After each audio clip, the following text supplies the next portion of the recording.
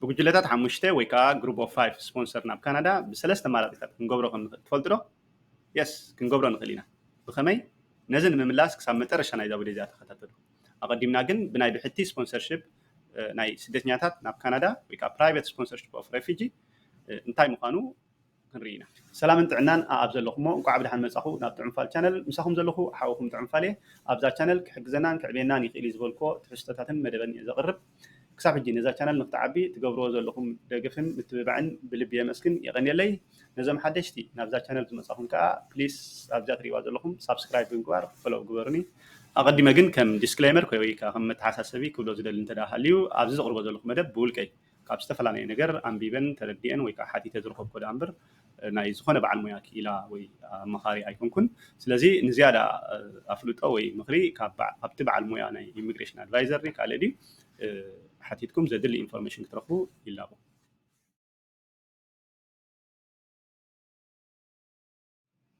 ናይ ብሕቲ ስፖንሰርሺፕ ስደተኛታት ወይ ከዓ PSR ተበግሶ ናይ መንግስቲ ካናዳ ኮይኑ ብደገፍን ምወላን ናይ ውልቀ ሰባት ማሕበራት ትካላት ስደተኛታት ናብ ካናዳ ብምምፃእ ክቕመጡን ክነብሩን ዝኽእል መደብ እዩ ብቐንዱ መደብ PSR ንስደተኛታትን ንከም ኣብ ስደተኛታት ዝመስል ኩነታት ዝነብሩ ሰባት ምምዋልን ስፖንሰር ምግባርን ዝዓለመ እዩ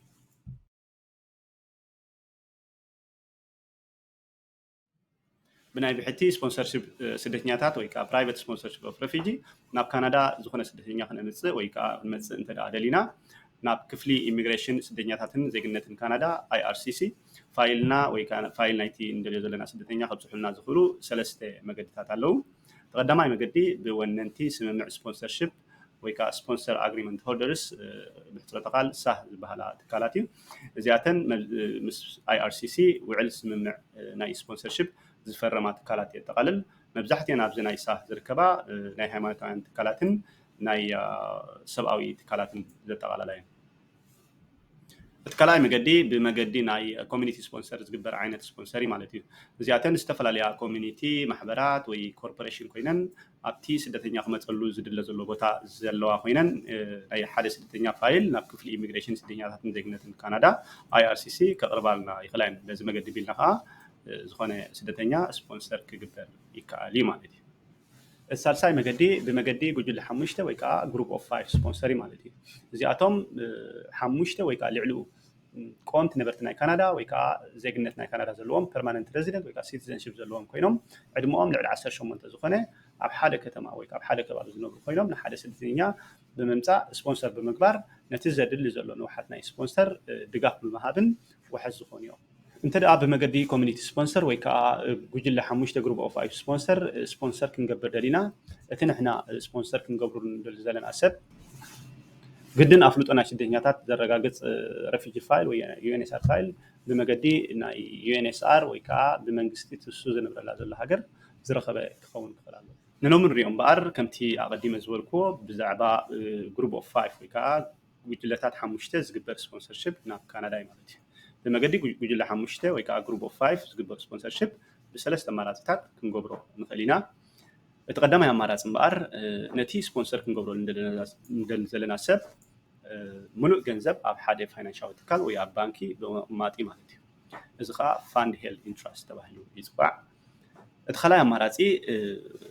እቶም ግሩፕ 5 ወይ ከዓ ልዕልኡ ዘለዉ ማለት እዩ ብውሕዱ እቶም ሰለስተ ሰባት ወይ ከዓ ልዕልኡ ኣታዊታቶም ናይ ዝሓለፈ ዓመት ማለት እዩ እቲ ኖቲስ ኦፍ ኣሰስመንት ንብሎ ብምርኣዩ ማለት እዩ እቲ ሳልሳይ ኣማራፂ ከዓኒ ነዚ ቀዳማይን ካልኣይን ኣወሃሂድካ ዝግበር ስፖንሰሪ ማለት እዩ ስለዚ ገለ ክፋል ገንዘቡ እቲ ገንዘብ ኣብ ባንኪ ተትሕዞ እቲ ገለ ክፋሉ ከዓ ኢንካምካ ኣታዊካ ተርኢ ማለት እዩ ኣብዚ ግን ግድን ሰለስተ ወይ ልዕሉ ክኾኑ ኣይብልን እዩ ማለት እንታይ ደኣ መጀመርያ እቲ ገንዘብ ኣብ ባንኪ ክንደይ ተታሒዙሎ እቲ ዝተረፈ ከዓ ሓደ ሰብ ጥራይ ዋላ كوساخلي ويكا خبوزحاتون كخون يخلي مالتي ስለዚህ በዘን ሰለስተ አማራጭታት ገርና ክንገብር ንኽእሊና ንሕና ኣይና ይዝምጫና ኣይና ይዝጥዕመና ከዓ ንሕና ምርጫ ይኸውን ማለት እዩ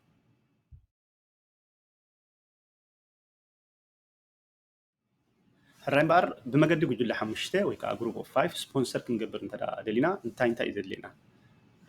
ስለዚህ ተቀዳማይ ከነረጋግጾ ዘለና እቲ ንሕና ስፖንሰር ክንገብሮ እንደዘለና ሰብ ማለት እዩ ግድን ናይ UNHCR ፋይል ወይ ከዓ ሬፊጂ ፋይል ቅኑዕ ዝኾነ ክህልዎ ክኽእል ኣለዎ ነዚ ከም ዘለዎ ንሕርዳ ኣረጋጊፅና እዞም በዚ ዘለና ከዓኒ እንታይ እዩ ዘድሊ ተቀዳማይ እቶም ጉጅለ 5 ወይ ከዓ ግሩፕ ኦፍ 5 ኮይና ዘለና ዕድመና ልዕሊ 18 ዝኾነ ናይ ቀዋሚ ነባርነት ወይ ከዓ ፐርማነንት ሬዚደንት ወይ ከዓ ካናዳን ሲቲዘን ዘለና ክንከውን ኣለና ብድሕሪዚ ኣኒ ካብ ገበን ነፃ ምዃንና ዘረጋግፅ ክሪሚናል ቼክ ካብ 6 ወርሒ ዘይሓልፍ ዕለቱ ኩላህናቶም ግሩፕ ነፍሲ ወከፍና ማለት እዩ ክንገብር ክንግደድ ኢና ማለት እዩ ድሕሪዚ እዚኣት ንሕርዳ ኣረጋጊፅና እቲ ካልእ እቲ ባጀት ማለት እዩ ስለዚ ካብተን ዓንተወይ ዝገለፅናየን ሰለስተ ኣማራፂታት ኣየነይቲ ኣማራፂ ንዓና ትምችእ ክንመርፅ ኣለና ማለት እዩ እንተ ደኣ ቁፅሪ ሓደ ኣማራፂ መሪፅና ማለት እዩ ሙሉእ ገንዘብ ከነትሕዝ ወሲና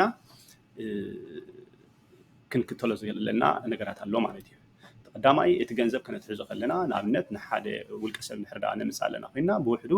16,500 የድልየና ማለት እዩ ስለዚ ብውሕዱ እዩ ስለዚ ካብኡ ክትሕት የብሉ ንሕርዳ ሙሉእ ነትሕዝ ኣለና ኮይና ማለት እዩ እንተ ክልዕልኡ እንተገበርናዮ ተመራፂ እዩ ኣብቲ ባጀት ክንገብር ከለና ዝያዳ ይመራቕሓልና ማለት እዩ ስለዚ 17 18 ቢልና ተብፃሕና ዝያዳ ንዓና ኣብቲ ባጀት ናይ ዓመት ባጀት ክንገብረሉ ከለና ኣብቲ ፎርም ክንመልአሉ ከለና ዝያዳ የጋላግጠና ማለት እዩ ስለዚ እቲ ገንዘብ ክነትሕዞ ከለና ግድን እቶም ካብቶም ግሩፕ 5 ብክልተ ሰብ ወይ ከዓ ብልዕልኡ ክትሓዝ ክኽእል ኣለዎ ማለት እዩ ስለዚ ብሓደ ሰብ ክትሓዝ ኣይክእልን ግድን ካብቶም 5 ግሩፕ ዘለው ብሰለስተ ወይ ከዓ ካብ ክልተን ላዕሊ ግድን ክኸውን ኣለዎ ማለት እዩ ብድሕሪዚ እቲ ባንክ ነቲ ገንዘባት ሒዝናሉ ዘለና ባንክ ማለት እዩ ደብዳቤ ክፅሕፈልና ክኽእል ኣለዎ ከምኡውን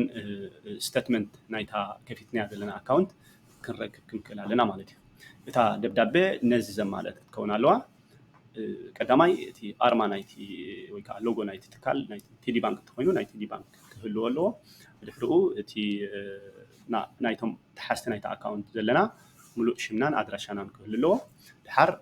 ክንደይ ገንዘብ ተታሒዙሎ ኣበይ ናይ ኣካውንት ምዃኑ ዝገልጽ ክፅሓፍ ክኽእል ኣለዎ ንምንታይ ዕላማ ምዃኑ እውን ማለት እዩ ብድሕሪኡ እዚ እንድሕር ዳ ተፃሒፉ ማለት እዩ እቲ ዝሕግዘና ዘሎ ኣድቫይዘር ናቱ ስምን ሙሉእ ስምን ፌርማን ክገብረሉ ክኽእል ኣለዎ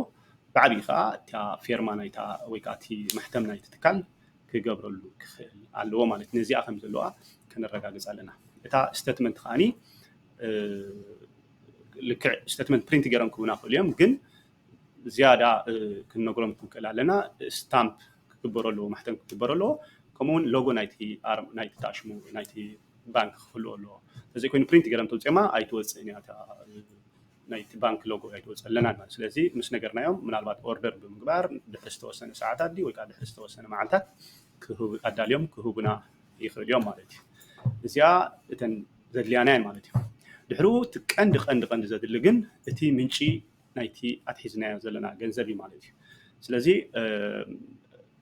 እንድሕር ዳ ብሽም ሰለስተ ሰብ ኣትሒዝና ብሽም ናይ ሰለስተ ሰብ ዝተዋፀ ገንዘብ እንድሕር ዳ ኮይኑ ስለዚ እቶም ኣታዊታትና ከነርኢ ኣለና ማለት እዩ እቲ ፋይናንሻል ፕሮፋይል ናህና ዝበሃል ፎርሙሎ ንሱ ክንመልእ ክንክእል ኣለና ማለት እዩ እዚ ግን ግድን ኣይኮነን ኤክሰፕሽናት ኣለዎ ከመይ ማለት እዩ ንኣብነት ሓደሽ ብዝዓዲ ዝኣተና ኢና እኩል ገንዘብ ኣለና ምስ ገንዘብና ኢና መፂና ስፖንሰር ክንገብር ደሊና እንድሕር ኣለና ግድን ኣይኮነን ፋይናንሻል ፕሮፋይል ክነርኢ ክንግደድ ማለት እዩ እንታይ ደኣ እቲ ምንጪ ናይቲ ገንዘብ ግድን ካበይ ከም ዝመፀ እቲ ገንዘብ ክንጠቅስ ክንክእል ኣለና ማለት እዩ ስለዚ ንበል ካብ እስራኤል ዝመፀ ሰብ ኣሎ እዚ ሰብ እዚ ወርሒ ገይሩ ዘሎ ግን ስፖንሰር ክገብር ንሕዳ ደልዩ ክገብር ይኽእል እዩ ክሳብ እቲ ኣታዊ እቲ ገንዘብ ኣትሒዝዎ ዘሎ ምንጩ ክገልፆ ክሳብ ዝኽእል ማለት እዩ ኣነ ንባዕለይ ንገዛእሰይ ከምኡ እየ ገይረ ማለት እዩ ስለዚ ኦልሬዲ ኣብ ቶሮንቶ ድዩ ኣብ ገለ ክትኣቱ ከለካ ናብዚ ዓዲ ነቲ ናይ ኢሚግሬሽን ኦፊሰር ክንደይ ገንዘብ ሒዝካ ትኣቱ ከም ዘለካ ክትነግሮ ክትክእል ኣለካ ስለዚ ኣብቲ መምክኔታ ክትፅሕፍ ከለካ ካበይ ከም ዝመፀ ናይ ምንጭ ናይቲ ገንዘብ ክትፅሕፍ ከለካ ኣነ እዚ ገንዘብ እዚ ኣብ ካልእ ከምዚ ሃገር ኣባሊለ ዘበልክዎ እዩ ኣብዚ መፅእ ከለኩ ከዓኒ ንመንግስቲ ካናዳ ዘፍለጥክዎ ገንዘብ ኢልካ እውን ጀስት እታ ቅንዕቲ ዝኾነት እንታሽሙ ክትፅሕፍካ ማለት እዩ እንተ ደኣ ኣብዚ ሰሪሕካ ዘባህላልካ ኮይኑ ግን እቲ ፋይናንሻል ፕሮፋይል ንብሎ ዘለና እሱ ብምምላእ እቲ ምንጪ ናይቲ ኣታዊ ከተርኢ ኢኻ ማለት እዩ ስለዚ በዚአን ኣገባባት ብምክታል እቲ ናይ ቀዳማይ ዓይነት እንታሽሙ ክንገብር ኣማራጺ ክንገብር ንኽእል ኢና ማለት እዩ ስለዚ በቲ ካልኣይ ኣማራጺ እንድሕር ዳ ኸይድና ከዓኒ ኣትሊስት ብውሕዱ እቶም ሰለስተ ወይ ከዓ ልዕልኡ ንብሎም ዘለና ከምቲ ኣቐዲመ ዝበልክዎ እቲ ኣታዊታቶም እቲ ናይ ገንዘብ ናይ ዝሰርሕዎ ናይ ዝሓለፈ ዓመት ፋይናንሻል ፕሮፋይል ዝበሃል ፎርሚ ብምምላእን እቲ ቲ4 ወይ ከዓ ኖቲስ ኦፍ ኣሴስመንት ንብሎ ዘለና ንሱ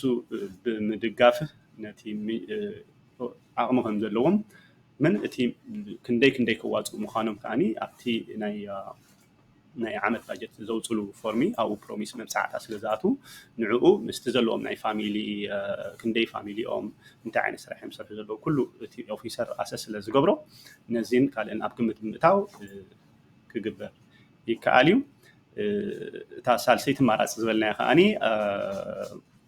ንክልቲኡ ገለ ክፋል ገንዘቡ ተትሕዝ ገለ ክፋል ከዓ ኣታዊካ ትርኢ ኣብዚ ከምቲ ዝበልክዎ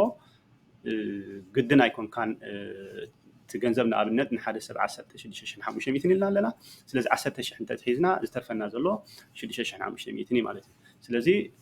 እቲ ሓደ ሰብ ከዓኒ ኣነ ክንዲዚ ከውፅእ 6,500 ከብል እንድሕር ዳ ኢሉ መብፃዕቲ እታ ናቱ ጥራይ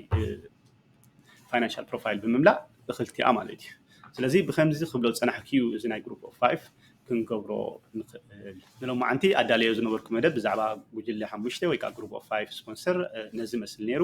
ጠቃሚ እንድሕር ዳ ኮይኑ ረኺብኩሞ ምስ ካልኦት ሰባት ፕሊስ ሸር ግበርዎ ከምኡውን ዘለኩም ርኢቶ ድዩ ነቐፌታ ዲኻ ኣብ ኮሜንት ፀሓፉለይ ብዛዕባ እዚ ግሩፕ ኦፍ 5 ዝሕብር ናይ ጋይድ ወይ ከዓ መምርሒ ከዓኒ ዲስክሪፕሽን ክገርፈልኩም እየ ባዕልኩም ኣትኹም ዝያዳ ክትርእይዎ ማለት እዩ ስለዚ ብኻልእ ግዜ ብኻልእ ቪድዮ ክሳብ ዝምለሰኩም ሰናይ ይቐኒለይ ቻው